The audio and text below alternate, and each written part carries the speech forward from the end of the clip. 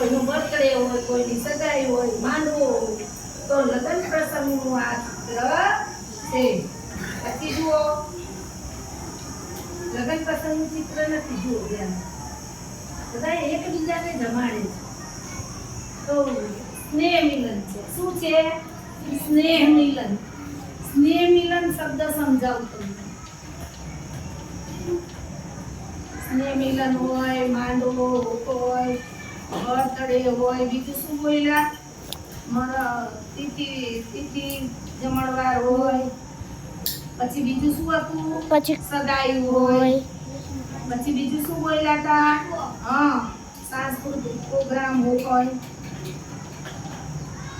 પછી નેતાના ભાષણ હોય.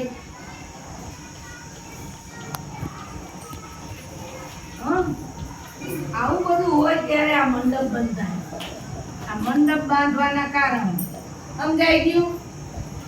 તો તમે જુઓ, સ્નેહ મિલન શું કહેવાય?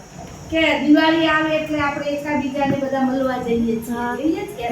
સવારનું વહેલા તૈયાર થઈ મસ્ત અને મમ્મી પપ્પા પગે લાગીને બાજુમાં જાય. કેમ છો? વર્ષાભિનંદન, નવું વર્ષ, મંગળ મુબારક, સાલ મુબારક કરી ઈ છે. તો હવે શું થયું કે સિટીમાં બધાને ટાઈમ નથી ને એટલે બધા એક જ જગ્યાએ ક્યાંક ગોઠવી દીધી અને ભાઈ પત્રિકા નાખી દીધી કે ભાઈ આજ રોજ 8 વાગે અહીંયા સ્નેહ મિલન ગોઠવી છે, બધા પહોંચી જાય. એટલે બધા તૈયાર થઈ મંડપે પહોંચી જાય અને આ બધા એકબીજાને સાલ મુબારક કહે. તો આવા ચિત્રો જ્યાં જે આવે છે તે ચિત્રો ઘરે ધ્યાનથી જોજો બધા વિષયમાં અને મગજને કસવા પ્રયત્ન કરજો. આ મગજને આગળ દોડાવવા માટે ચિત્રો મૂકેલા છે.